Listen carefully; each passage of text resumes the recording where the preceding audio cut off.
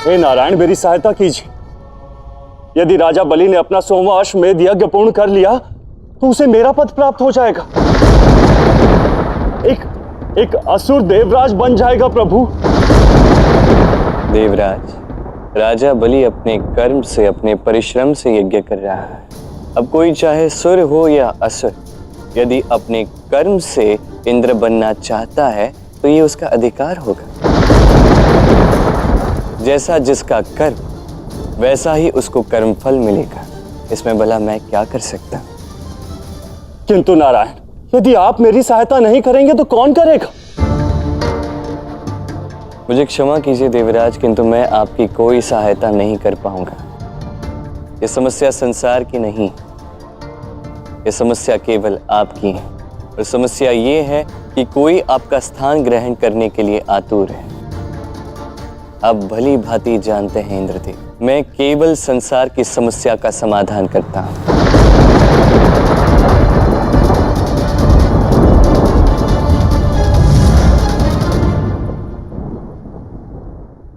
नारायण, देवराज इंद्र के प्रति आपका ये व्यवहार मुझे समझ में नहीं आया। किंतु क्या आप सच में बलि को इंद्र बनने देंगे? एक असुर को इतना उच्च पद प्राप्त करने देंगे? देवी, मैं जो भी कर रहा हूं उचित कर रहा हूं। ये ब्रह्मांड मेरा है, मैं इस ब्रह्मांड का स्वामी। इस ब्रह्मांड में मुझसे अधिक महान और कोई नहीं। अब यदि मेरा मन ही ना करे तो मैं भला क्यों सहायता करूं देवराज इंद्र की?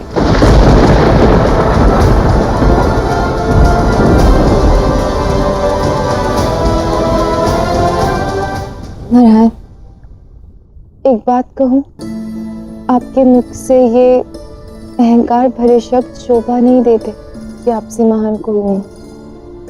बल्कि मुझे तो लगता है कि संसार में किसी को भी ये शोभा नहीं देता ये कहना कि उससे महान कोई नहीं। बस यही सुनना चाहता था मैं तुम्हारे मुख से। इसीलिए तुम लक्ष्मी हो। तुम सदैव मुझे सत्य का दर्पण दिखाते हो। यदि मैं किसी अनुचित मार्ग पर अग्रसर हो जाऊं तो तुम मुझे उचित मार्ग पर ले आती। उचित कहा तुमने। हो सकता है इस ब्रह्मांड में मुझसे भी अधिक महान कोई हो, मैं भी ये बात मानता। और अब इस संसार को यह समझाने के लिए मुझे अवतार लेना होगा। इस संसार को अब समझाना होगा कि पति पत्नी के इस संबंध में एक दूसरे को किसी पद पर पहुंचने की प्रेरणा केवल इसीलिए देनी चाहिए कि वो उस पद के योग्य है, ना कि इसलिए कि इसके द्वारा वो अपनी महत्वाकांक्षाओं को पूर्ण कर सके। ये बात समझाने के लिए ये अवतार लेना होगा। अब राजा बलि को मुझे रोकना ही होगा देवी।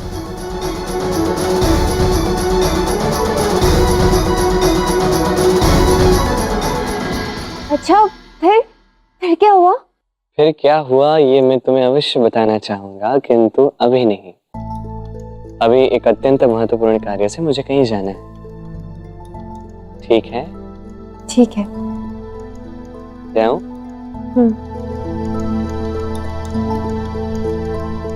कृष्ण, देखो भूलना मत, कल प्रातः सहायक तुम्हें दामा को ही बनाना है। मैंने कहा ना, मैं यथासंभव प्रयास करूंगा राधा।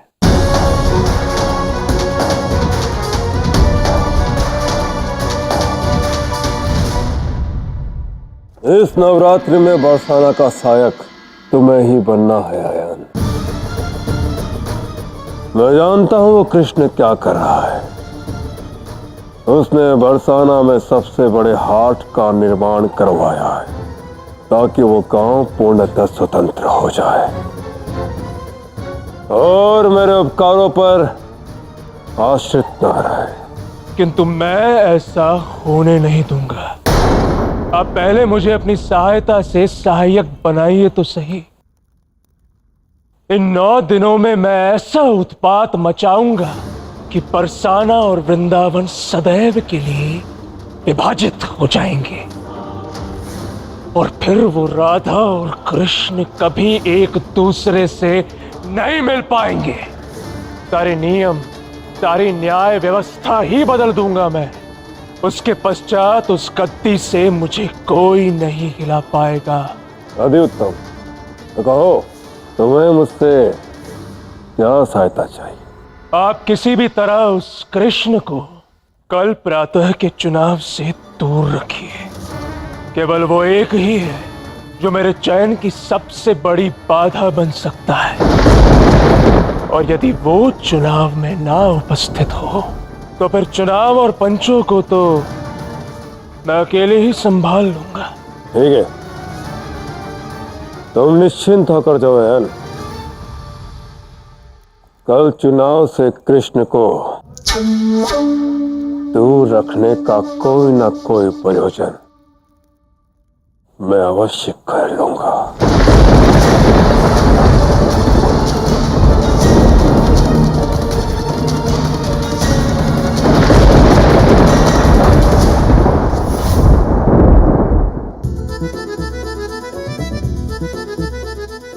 खाना, हम जा कहाँ रहे हैं बताओगे? हमें तो यहीं रहना होगा ना बरसाने में, ताकि कल प्रातः तुम राधा की सहायता कर सको। राव, मेरे वश में जो भी होगा मैं अवश्य करूंगा। देखो, राधा तुम पर अत्यंत विश्वास कर रही है। राव, देखो ना, हम बात करते करते अपने गंतव्य तक पहुंच भी गए। हाँ, मैं आपको क्या बता रहा था, बाद में बताता हूँ। ब्राह्मण देव, प्रणाम। आप लोग कौन? जी, हम आपके शुभ चिंतक हैं। मैं शुभ चिंतक क्रमांक 1, ये शुभ चिंतक क्रमांक 5। बस आपकी सहायता करने के लिए आए। हमें ऐसा ज्ञात हुआ कि आपको धन की अत्यंत आवश्यकता है। हाँ, अत्यंत। कोई बात नहीं, एक कार्य कीजिए। एक गुप्त समाचार है जो आपको महाराज कंस तक पहुंचाना है। अब मुझे देखिए, उन्हें देखिए, मैं उनसे थोड़ा भयभीत होता हूँ, तो मैं उन्हें जाके बोल नहीं पाऊंगा। यदि आप जाके बोलोगे तो आपका अत्यंत लाभ होगा इसमें। तो मैं कैसे मान लूं? ठीक है, अब मत मानिए। यदि आपको 1 सहस्त्र स्वर्ण मुद्राएं नहीं चाहिए तो। क्या 1 सहस्त्र स्वर्ण मुद्राएं?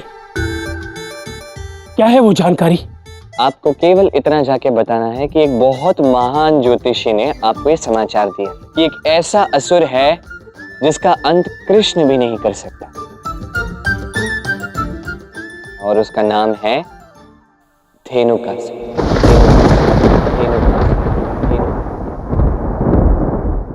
आपका कहने का तात्पर्य है मात्र ये जानकारी देने से मुझे 1 सहस्त्र स्वर्ण मुद्राएं मिल जाएंगी? कदाचित उससे भी अधिक, ब्राह्मण देवता।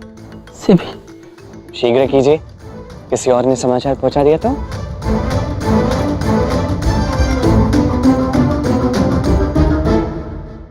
कान्हा, ये सब हो क्या रहा है?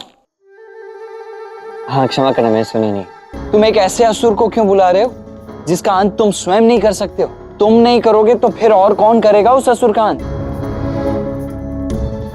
कान्हा, तुम्हारी लीलाएं मेरी समझ के परे होती हैं। मेरी लीलाएं भले ही किसी को समझ ना आए, सबको इन पर विश्वास अवश्य है। दाऊ, आप समझने का प्रयास कीजिए। ये सारे प्रेम के वचन मुझे राधा को केवल सुनाने या बताने नहीं, उन्हें चरितार्थ करना है, उचित रूप से राधा को समझाना है।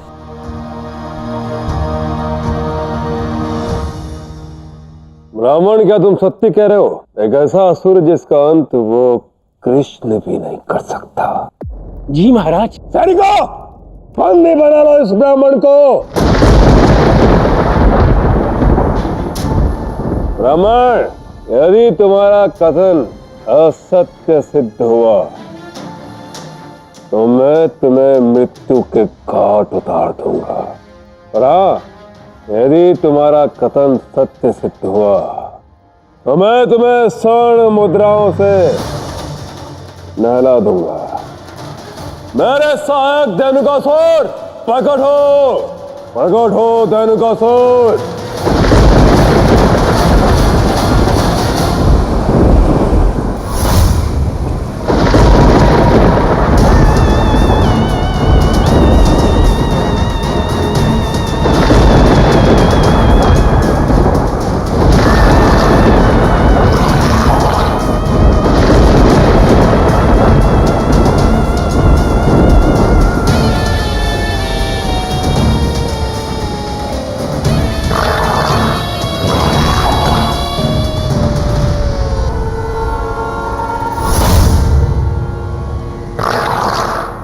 जिस कृष्ण के सामने बड़े से बड़ा असुर नहीं टिक पाया, वो कृष्ण तुम्हारा अंत नहीं कर पाएगा।